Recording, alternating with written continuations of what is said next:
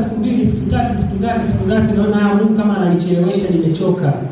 Komaa na Mungu katika maombi, komaa mpaka kieleweke. Unatafuta mchumba, Abigail, unatafuta mchumba, komaa kwenye maombi, sugua goti mpaka aje. Kuna habari sasa za connection sasa hivi, vijana wanapeana connection. Yaani sasa wametoka kwenye connection za kazi, sasa hivi mnapeana connection za nini? Za wachumba. Kwamba mtu amekaa hapa anaona, Lucy, mbona kama maguru kama huoni hivi? Kuna mahali fulani nimeona kuna kijana mmoja hivi. Watu wa Mungu, hizo connection zitakuja ziwavunje miguu. Komaa na Mungu katika magoti mpaka Mungu akidhihirisha. Ikiwa ameweza kutenda kwa wengine. Kuna mwanamke mmoja katika Biblia,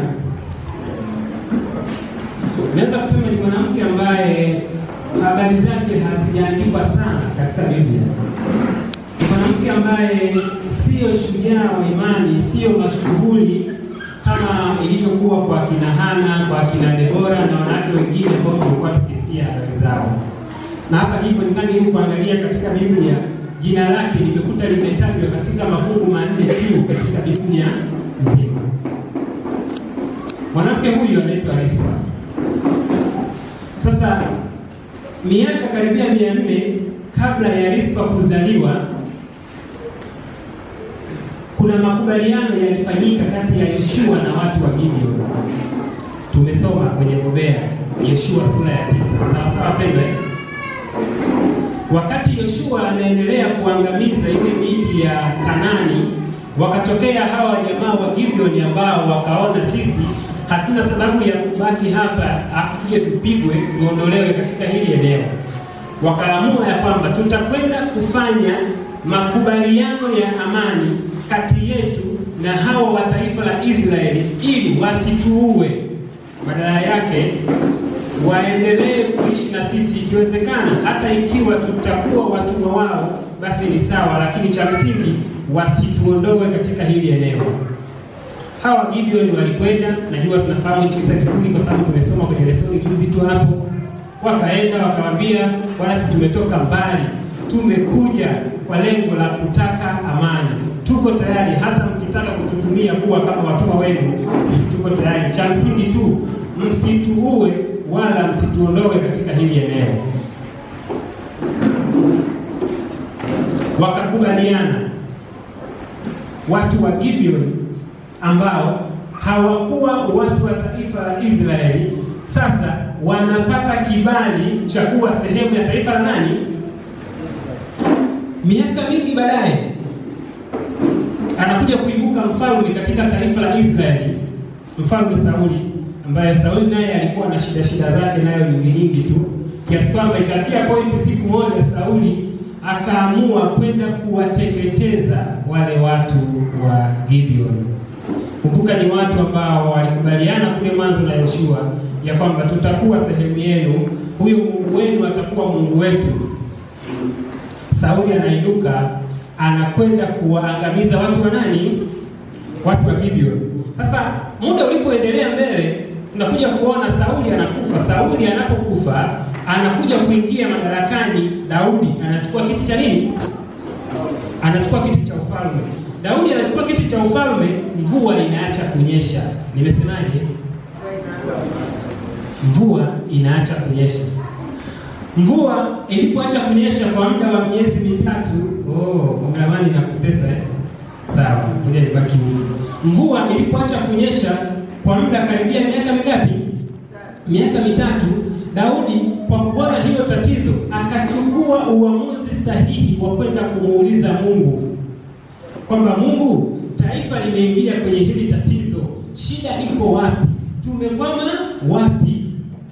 Mungu anampa majibu Daudi ya kwamba mvua imeacha kunyesha kwa sababu damu isiyo na hatia ya watu wa Gibeon inanililia hata sasa. Hiyo damu ilimwagwa na nani? Na Sauli. Matokeo ya tatizo yalikuwa kumkuta nani? Daudi. Daudi alipopata majibu ya kwamba shida iko wapi, akanyanyua mguu wake na kwenda kwa watu wa Gideon kwenda kwa ajili ya kufanya kusuluhisha kitu kama hicho, kwenda kufanya maridhiano kwamba sasa, jamani, tufanye nini sasa ili hii laana iondoke na badala yake taifa liendelee katika hali ya kawaida na mvua iendelee kunyesha katika taifa. Kitu kimoja ambacho mimi nimejifunza, Daudi alifanya vema alipoona tatizo, akimbilia kwa nani? Naongea na watu, naongea na Daudi akimbilia kwa nani? Kwa Mungu. Alikuwa sahihi kabisa. Kitu moja sisi tumejifunza ya kwamba tunapokutana na changamoto za aina yeyote, mahali pa kwanza pa kukimbilia, na leo tumejifunza sehemu ya kimbilio ni kwa nani, wapendwa? Nenda kule kaulize, Baba, nimekosea wapi? Daudi alikuwa sahihi. Jambo la pili, kwa akili yangu ya kawaida naona Daudi alikuja akafanya makosa kuchukua uamuzi yeye mwenyewe kwenda kuzungumza na watu wa nani? Wa Gibeon. Ninawaza kwa akili yangu, huenda Daudi pia alipoambiwa kwamba kosa ni hili, alipaswa kurudi tena kwa Mungu. Sawa, kosa ni hili, sasa tufanye nini ili tuweze kuepukana na haya madhara? Daudi hakurudi kwa Mungu, akanyoosha kwa watu wa nani? Wa Gibeon. Biblia yangu nimesoma Samueli wa pili sura ya 21 hapo. Utaanzia fungu la kwanza hadi fungu la 14 hapo. Sijaona mahali ambapo Daudi akarudi kwa Mungu kwenda kumuuliza kwamba sasa, Bwana, tufanye nini? Wewe leo inapotokea umeingia kwenye changamoto, ukarudi kwa Mungu, akakwambia, mwanangu, umekwama hapa na hapa na hapa, komaa hapo hapo, muulize akwambie nifanye nini ili nifanyaje? Nitoke. Usiambiwe tatizo alafu kaenda kujitafutia njia zako wewe mwenyewe ambazo mwisho wa siku zinaweza kukuingiza wewe kwenye shida, familia yako kwenye shida, mwisho wa siku na taifa lako kwenye nini, wapendwa? Kwenye shida. Daudi anakwenda kwa watu wa Gibeon. Anakwenda kuwauliza, jamani, mvua hainyeshi kwa sababu Sauli alimwaga damu ya watu wa Gibeon. Sasa tufanye nini ili tufanye maridhiano, hii laana iondoke na mvua iendelee kunyesha? Watu wa Gibeon wakaanza kupiga kona, wakamwambia, mtu wa Mungu, si unajua sisi hatuwezi kufanya chochote kwa damu ya Israeli. Lakini baadaye Daudi akamwambia, semeni nini mnataka tufanye ili tufanye maridhiano. Watu wa Gibeon wakamwambia kwamba tunahitaji wanaume 7 wa ukoo wa Sauli aliyemwaga damu ya watoto wetu, tuwatundike, yani tuwaue na tuwatundike, hapo ndipo tutakapokuwa tumefanya maridhiano. Daudi akaondoka, akarudi kwenda kuanza kuwatafuta hawa watoto wangapi? Hawa watu wangapi? Jirani. Msalimie jirani yako, mwambie tu hata habari za mchana, habari za ibada, unaendeleaje, kumbushe tuko kanisani. Asante. Akaenda kwa ajili ya kwenda kuwachukua hao watu 7 ambao ameombwa na watu wa Gibeon, ili hao watu waende wakauawe, wakatundikwe hadi kufa. Daudi anakwenda kuchukua watu 7, watu waliokuwa wamebaki. Baadhi, kulikuwa kuna watoto 5 ambao walikuwa ni wapwa wa Mikali, kitu kama hicho. Alikuwa ni mtoto wa mfalme Sauli. Sasa kulikuwa kuna wapwa wake 5 walikuwa pale, wakachukuliwa hao. Lakini baada ya kuwachukua hao wakawa wamebaki 2. Daudi akaenda katika nyumba ya Rispa, akachukua wale 2, wakaunganisha wakawa wangapi? 7. Sasa huyu Rispa ni nani? Nikaja kufuatilia kwanza Rispa, jina lenyewe Rispa Kiebrania. Pasta unaweza ukatusaidia mtu mwingine Kiebrania. Wanasema Rispa inamaanisha au inawakilisha iseme kama kitu cha moto, yani mtu wa moto, kitu kama hicho. Yani inaenda katika muktadha wa kitu ambacho ni kizuri. Sasa wale watu wa zamani, nadhani enzi za kina Pasta, enzi za kina Blaza Makoje, kipindi hicho, naamini hili huenda walikuwa wakiona vitu mzuri wakawa wanasema she is hot, kwamba huyu ni wa moto. Ambapo sasa nyie Gen Z, asilimia kubwa ambao mko humu Gen Z, na nyie mna lugha yenu, mnasemaje Petro?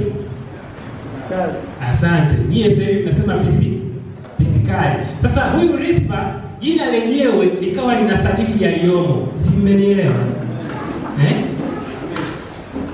Kwa hiyo kwa uzuri ambao alikuwa nao ulimshawishi mfalme Sauli kuja kumchukua Rispa.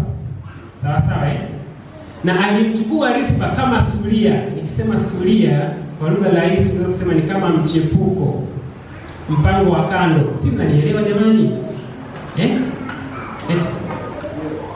Asante. Akamchukua Rispa kuwa kama mpango wa kando. Sasa huyu Rispa naye akaja akakubali kuendelea na maisha na mfalme, ambapo sasa wakati mfalme anakwenda kwa Rispa, mfalme tayari alikuwa na watoto 4 wa kiume na watoto 2 wa kike. Jumla watoto wangapi? 6. Kwa hiyo Rispa anaingia na kwa mwanaume ambaye yuko na familia yake. Rispa anaingia katika mazingira ya kuwa mchepuko wa mfalme. Ni kweli ukiangalia kwa namna fulani kuwa mchepuko wa mfalme ni kana kwamba ina make sense hivi kwa sababu muda mwingine hata ule usumbufu si barabarani na nini, hata askari wanakuwa wanakuogopa kwa sababu ni mchepuko wa nani? Ni mchepuko wa mfalme. Hizi itifaki wakati mwingine haziwezi kukusumbua kwa sababu itifaki zinaingia hadi chumbani kwako. Kwa hiyo kwa sehemu fulani kwa Rispa hii issue kama ilikuwa kwa sehemu fulani nimesema ilikuwa inaleta maana. Lakini jambo la kusikitisha ni kwamba Rispa alikuwa amepoteza uhuru wake. Alikuwa amepoteza uchaguzi wake. Kwa sababu kwa kipindi hicho chote hakuna mwanaume yeyote ambaye angeweza kumwendea Rispa na kumwambia kwamba nataka kwa sababu Rispa ni mchepuko wa nani? Kwa hiyo alikuwa ameingia kwenye janga la kuwa mchepuko wa mtu wa kudumu. Kama wewe ni mchepuko wa mtu punga, hamtaki. Rispa alipoteza uhuru wake. Ni kweli kwa sehemu fulani ilikuwa na manufaa, lakini kwa asilimia kubwa alikuwa amepoteza uhuru wake ambao sasa asingeweza kuja kuingia kwenye ndoa yake yeye mwenyewe hata siku moja, na mfalme asingeweza kuachana na mke wake alafu amfanye yeye kuwa mke rasmi hata siku. Watu wa Mungu, usikubali mtu yeyote akuondolee uhuru wako. Usikubali mtu yeyote akuondolee fursa yako ya uhuru wa kuchagua. Rispa hakuwa na uchaguzi kwa sababu alikubali kutumika kama mchepuko wa kudumu. Hata wewe usije ukakubali kuwa mchepuko. Sielewa. Sasa huyu Rispa maisha yakaendelea kidogo. Baadaye mfalme Sauli akaja akauawa, akajiua yeye mwenyewe vitani. Hichi kisa tulishazungumza siku na kuna somo moja hivi tulisema ilikuwa ni nini? Sini pale Mungu anaposema yes. Mimi nimeweza kukumbuka huko nyuma tulishazungumzia. Sauli akaja akajiua. Sauli alipojiua kuna kajamaa ambako kalikuwa ni kaamini jeshi kake anaitwa Abneri. Abneri akaona okesa mfalme amekufa na watoto wake wakubwa nao wamekufa. Sasa waliobaki ni wadogo ambao kwa wakati huo hawawezi kukabidhiwa ufalme. Si unajua taratibu za kifalme. Mimi mfalme nikifa mwanangu anachukua nini? Labda hadi ukoo wote tuishi ndipo mtakapotafuta mtu mwingine. Kwa hiyo Abneri akaja akachukulia kama advantage, akasema ya kwamba kwa kuwa mfalme amekufa na watu ni wadogo, kwani itakuwaje endapo nikiingia kwa huyu Rispa nikamchukua naye awe mchepuko wangu, nikaendelea naye na maisha, ni kidai ya kwamba namsaidia kulea hawa watoto ili mmoja wapo atakapokuwa mkubwa basi tumtawazi awe nani? Awe mfalme. Abneri akaenda kuchokoza kwa yule maza. Yana anasema yule maza akakaa. Ametoka kuwa mchepuko wa mfalme, sasa hivi anakuwa mchepuko wa nani? Wa amiri jeshi wa mfalme. Mwanzo alipoteza uhuru, sasa hivi anakoelekea amepoteza hadi heshima yake. Shida iko wapi? Wewe ni mtu gani? Umetembea na mfalme, umekuwa mchepuko wa mfalme, mfalme amekufa, leo hii tena unakuwa mchepuko wa amiri jeshi wake. Kichwa yako kweli iko sawa? Kiasi kwamba sasa na uzuri ambao alikuwa nao, nadhani huenda wakati mwingine ilikuwa Rispa akitokeza hata hapa kanisani, wale wanawake wenye waume zao wanasogea karibu ya nani? Kwa sababu anajua muda wowote lolote linaweza likafanyaje?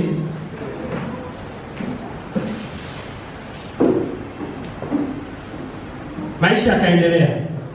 Abneri naye akaja akafa. Tulizungumza hili kisa huko nyuma. Abneri akafanyaje?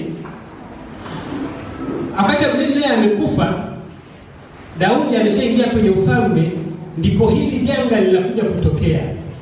Sasa Rispa alikuwa mchepuko wa mfalme. Mfalme amekufa. Tuko sawa? Akawa mchepuko wa nani? Wa Abneri. Abneri naye amekufa. Kwa kipindi chote akiwa mchepuko wa hao watu wakuu wawili, alikuwa anapewa heshima za hali ya juu. Mke wa mfalme lazima tu utapewa heshima kama nani? Mchepuko wa mfalme lazima tu naye watakuheshimu.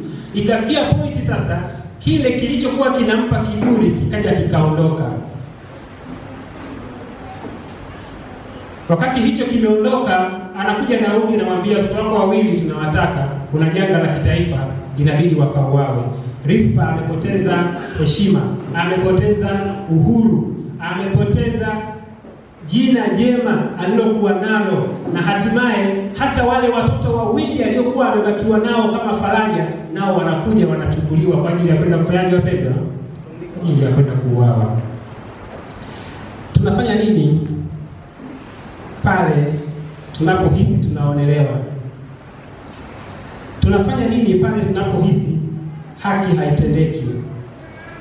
Tunasimama upande gani pale tunapoona mambo hayaendi sawa? Samueli wa pili sura ya 21. Samueli wa pili sura ya 21.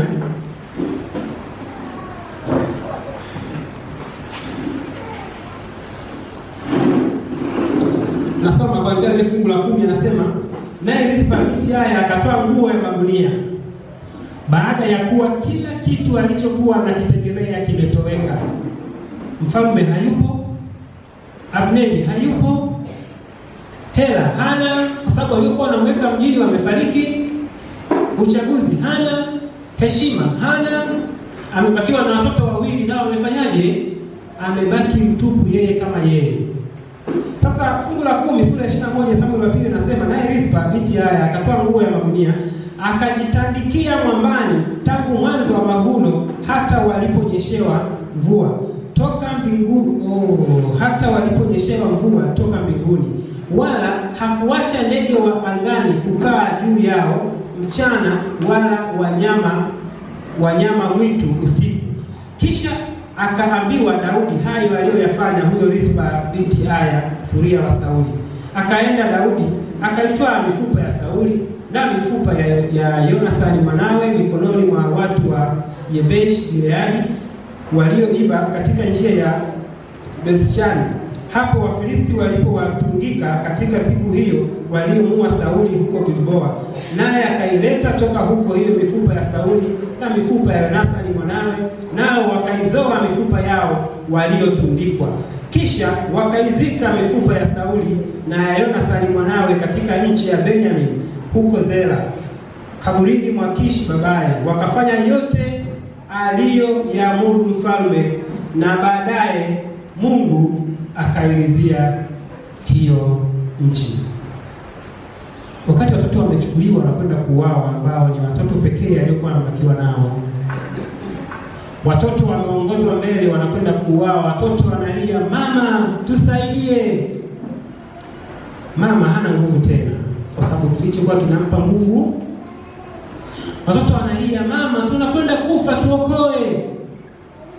Mama hana uchaguzi tena, amebakia ni kulia na kilio, ni kufuta machozi na machozi, kwa sababu hana nguvu tena. Laiti mfalme angekuwepo, huenda angeenda kulalamika, huenda mambo yangegeuka, lakini ni nani wa kumtetea kwa wakati huo? Kwa sababu alichokuwa akitumainia kimetoweka. Na sasa wamekuja watu wengine wanaamua vile wanavyotaka wao. Jambo moja la kujifunza, tunapokuwa na nyadhifa fulani za juu katika maisha yetu, mahali pa kazi, mahali popote ulipo, jifunze kuwatendea watu, kwa sababu hautajua kesho na kesho kutwa uzao wako utakuja kuangukia. Unadhani Sauli alijua ya kwamba ninawaua wa Gibeoni, ya kwamba huko mbeleni na mimi watoto wangu watakuja kuuawa? Na waza kwa akili yangu ya kawaida ya ugali na maharage, huenda angelijua hilo, huenda Sauli asingefanya.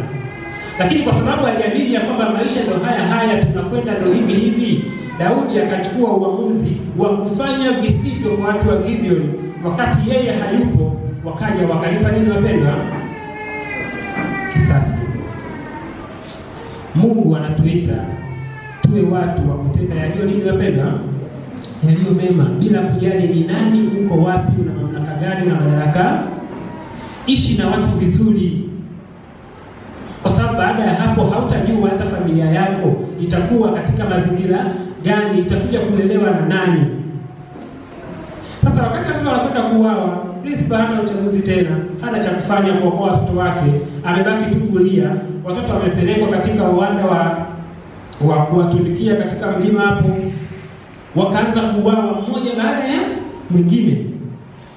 Anauawa, wanamtundika. Rispa yupo anaangalia. Anauawa, wanawatundika. Rispa yupo anaangalia, hana chochote cha kufanya.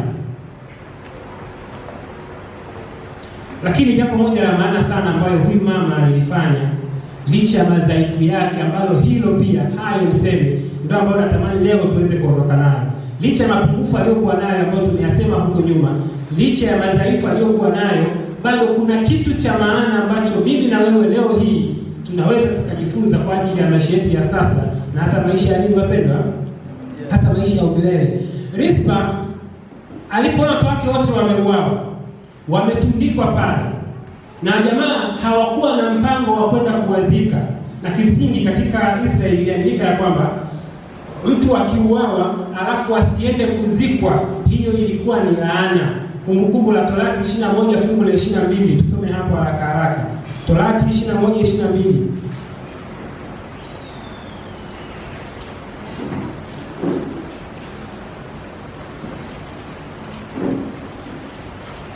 Biblia yangu inasema, akiwa mtu ametenda dhambi ipasayo kufa akauawa, nawe ukamtundika juu ya mti, mzoga wake usikae usiku kucha juu ya mti, lazima utamzika siku hiyo hiyo, kwani aliyetundikwa amelaaniwa na Mungu. Usije ukatia unajisi katika nchi yako ambayo Bwana Mungu wako iwe urithi wako. Kwamba yeyote aliyetenda dhambi, aliyetenda kosa, akauawa, akatundikwa juu ya mti, mwili wake haukupaswa kukaa usiku, badala yake ulipaswa kuchukuliwa na kwenda kuzikwa. Kwa nini? Kwa sababu ukibaki pale inahesabika kama ni laana. Na ndiyo maana utakumbuka hata Yesu alipokufa pale msalabani, siku ile wakaenda kuchukua mwili wake kwa ajili ya kwenda kufanyaje?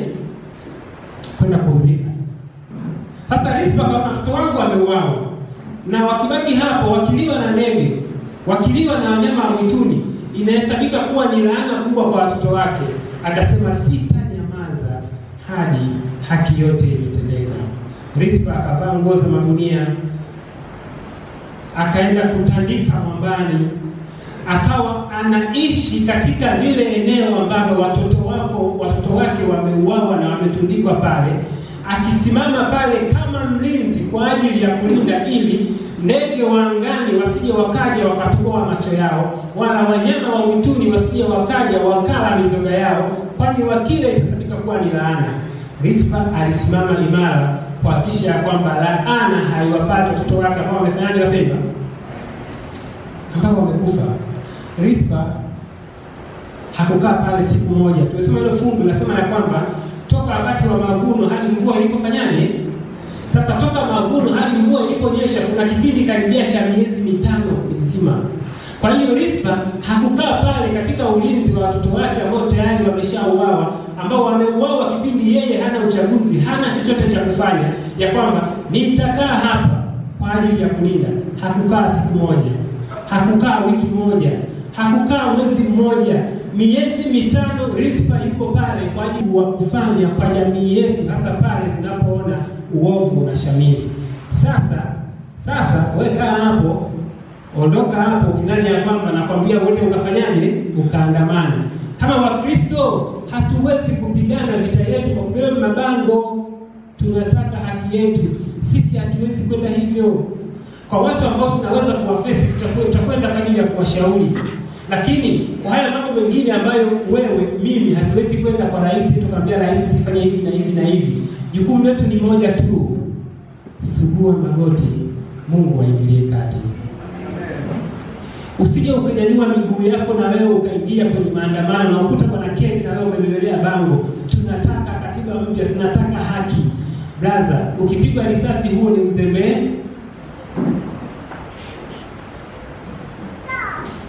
Kwa sababu haki haiwezi ikapatikana kwa kuvuruga amani ya watu wengine. Mmoja alisema ya kwamba hauwezi kujipatia amani kwa kuondoa amani ya mtu hata siku moja. Kwa hiyo watu wa Mungu, tujifunze kutenda haki, ikiwa ni kazini, ikiwa ni mashuleni, mahali pengine popote. Sisi kwanza wenyewe, lakini tunapoona mahali fulani kwamba haki haitendeki, tuwe wa kwanza kwenda kwa ustaarabu kwa ajili ya kushauri ili haki ifanyaje, itendeke. Fanya sehemu yako kulingana na sehemu yako. Usije ukaingilia kwa pupa mambo yasiyokuhusu, ukaenda kwa namna isiyofaa yakakukuta ambayo hayakukuhusu, ukalia kilio kisicho cha kawaida. Jambo la pili najifunza kutoka katika kisa cha Rispa: komaa mpaka kieleweke. Nimesemaje? Mwambie jirani au jirani. Jirani, mwite jirani yako, jirani au jirani. Mwite tena. Mwite kwa mara ya mwisho. Jirani au jirani. Sasa mwambie jirani, komaa mpaka kieleweke. Komaa mpaka kieleweke. Nasema hivi kwa sababu katika kifungo kutoka kwa Rispa ya kwamba alipoona haki haitendeka, hakuishia tu labda ile kudai haki, labda jamani, hamjanifanyia fair, hamjanifanyia sawa, mmeua watoto wangu na nini, alafu akaja akanyamaza. Rispa alikaa pale kwa muda miezi mingapi wapendwa?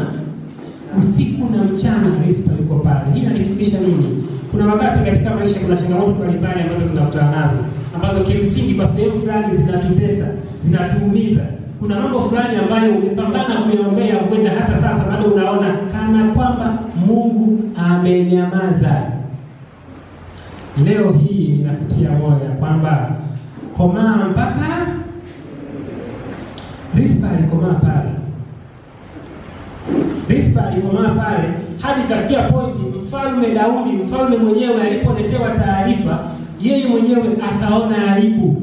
Akaona kabisa kwamba hapa kwa kweli kwa hiki nilichokifanya nimezingua. Mfalme akaja akaagiza watu wakaenda kuchukua ile mifupa ya Sauli pamoja na wale watu waliotundikwa, akaenda kuizika katika makaburi ya wenzao yaliko. Lakini hiyo yote ilikuja kutokea baada ya Rispa kufanyaje wapendwa? Kukomaa. Una nini ambacho umekuwa ukimwita Mungu na unahisi kana kwamba amenyamaza? Una nini ambacho umekuwa ukiomba unahisi kana kwamba Mungu hayupo? Ni jambo gani ambalo umefikia pointi umekata tamaa, ukaacha kabisa hata kuomba, ukaacha kabisa, umeliacha kwa sababu ulimwita Mungu akanyamaza?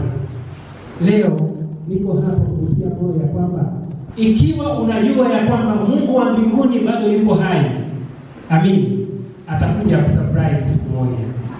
Ikiwa aliweza kumfufua Lazaro aliyekufa, hata wewe madam tu unajua ya kwamba Mungu yuko hai, ipo siku atakuja kushangaza.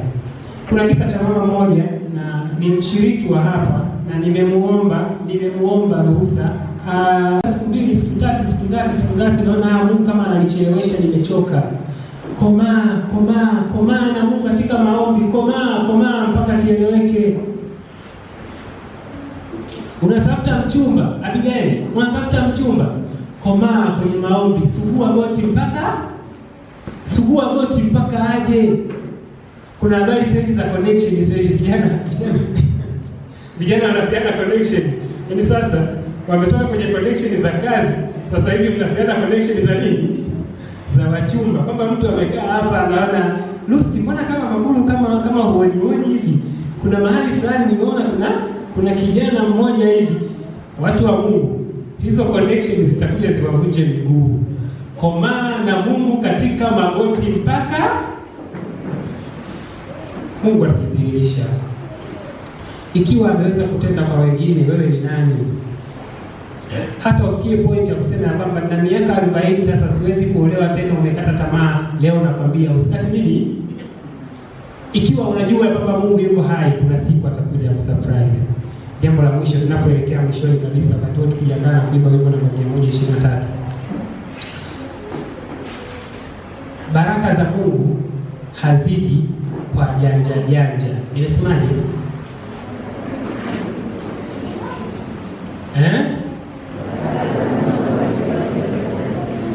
Tena baraka za Mungu haziji kwa janja, haziji kwa kona. Kwa nini nasema hivi? Daudi kwa akili yake alipopewa solution na wale watu wa Gibeon, akaamini kabisa ya kwamba nikileta hao watoto 7 wa Sauli wakaja wakauawa, mvua itafanyaje? Lakini nikijaribu kuwaza zaidi, naona kabisa kwamba hii nayo inawezekana. Mawazo ya Daudi, kwa sababu Daudi alikuwa ni mfalme, na by that time kulikuwa kuna tetesi ya kwamba mtoto yeyote wa Sauli akikua inabidi atawazwe kuwa nani? Kuwa mfalme. Kwa hiyo naye kwake, kwa habari za kisiasa, ikaja kama advantage ya kwamba ninakwenda kumalizia mabaki ya Sauli aliyobaki ili nikae kwa amani. Vile maneno ya kwamba kuna mtu si atakuwa mfalme, vile tunavifanyaje? Kwa nini nasema hivi? Waliwaua wale watu 7, lakini walipowaua mvua haikufanyaje? Haikunyesha. Soma hapo Samueli wa pili 21 kuanzia fungu la 14 la 13 na kuendelea hapo. Mvua haikunyesha, lakini hadi ilipofikia point akaja akatenda iliyo haki, wakachukua mizoga yao na kwenda kuwazika. Biblia yangu inaniambia ndipo Mungu akaja akalizia na mvua ikafanyaje? Wapendwa, kuna mambo mengi ambayo katika maisha pia tunaweza kutumia janja ili mambo yaende. Sisi kama Wakristo, Mungu hatamani tutumie janja ili mambo yafanyaje? Hatamani tutumie mbinu mbalimbali, tutumie njia shortcut mbalimbali ambazo tunaona zitatuharakisha kufika kule tunakokwenda. Badala yake anatamani tumtegemee yeye kikamilifu na tunyooke, ndipo baraka za kweli zitakaposhuka. Unahitaji mali na upo kazini, usiibe. Piga kazi kwa uaminifu. Mwamini Mungu, kwa wakati wake mvua itafanyaje? Unahitaji mchumba, usitaki kuvunja ndoa za watu. Tulia, mwite Mungu, kwa wakati wake baraka zitafanyaje? Na katika kila jambo liwalo lolote, usije ukatumia shortcut ili kufanikisha kwa mapenzi yako wewe. Jitahidi kunyooka, na hatimaye kwa wakati ulio sahihi aliyokusudia Mungu, mvua itanyesha kwako. Wapendwa, Mungu awabariki sana. Tuondoke na hayo matatu. Jambo la kwanza, tujifunze kutenda haki. Tunapoona haki haitendeki, tufanye sehemu yetu kama Wakristo. Omba tena, Mungu ataingilia kati. Jambo la pili, Mungu hawezi kukuacha hata siku. Komaa katika maombi. Wakati wa Mungu ukifika, mvua itafanyaje wapendwa? Itanyesha. Jambo la tatu, baraka za Mungu hazipatikani kwa janja. Tusimame na wimbo namba 123.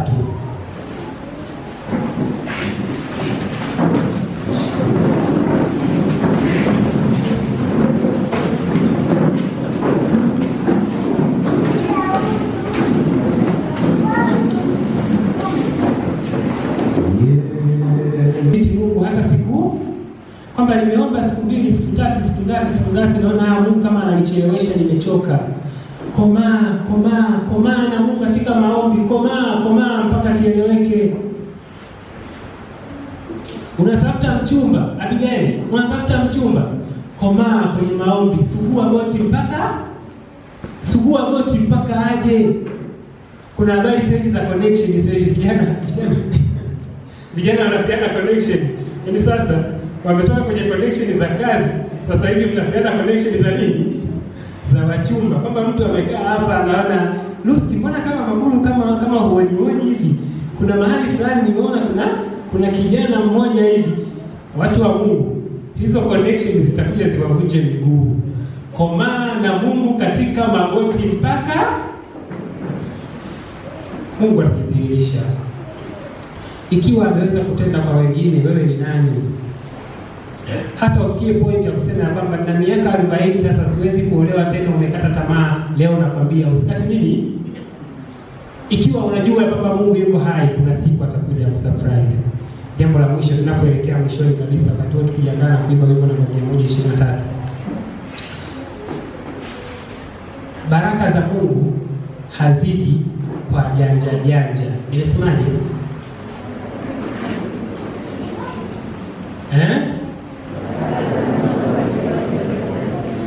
Tena baraka za Mungu haziji kwa janja, haziji kwa kona. Kwa nini nasema hivi? Daudi kwa akili yake alipopewa solution na wale watu wa Gibeon, akaamini kabisa ya kwamba nikileta hao watoto 7 wa Sauli wakaja wakauawa, mvua itafanyaje? Lakini nikijaribu kuwaza zaidi, naona kabisa kwamba hii nayo inawezekana. Mawazo ya Daudi, kwa sababu Daudi alikuwa ni mfalme, na by that time kulikuwa kuna tetesi ya kwamba mtoto yeyote wa Sauli akikua inabidi atawazwe kuwa nani? Kuwa mfalme. Kwa hiyo naye kwake, kwa habari za kisiasa, ikaja kama advantage ya kwamba ninakwenda kumalizia mabaki ya Sauli aliyobaki ili nikae kwa amani. Vile maneno ya kwamba kuna mtu si atakuwa mfalme, vile tunavifanyaje? Kwa nini nasema hivi? Waliwaua wale watu 7, lakini walipowaua mvua haikufanyaje? Haikunyesha. Soma hapo Samueli wa pili 21 kuanzia fungu la 14 la 13 na kuendelea hapo.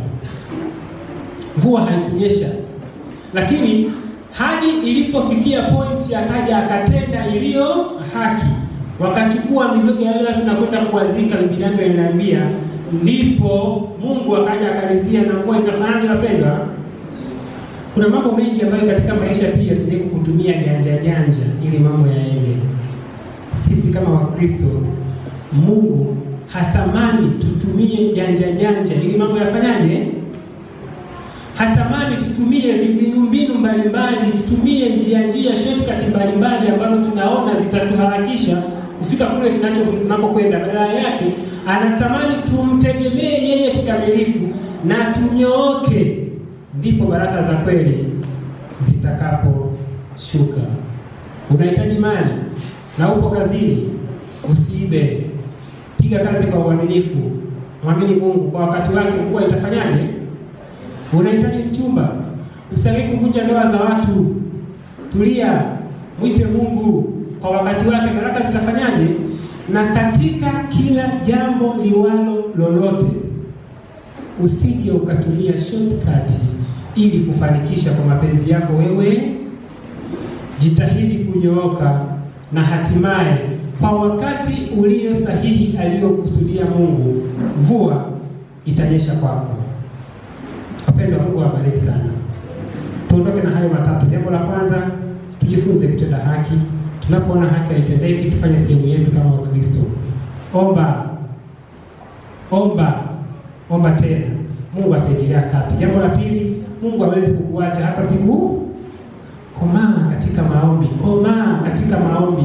Wakati wa Mungu ukifika, mvua itafanyaje wapendwa? Itanyesha. Jambo la tatu, baraka za Mungu hazipatikani kwa janja. Tusimame na wimbo namba 123.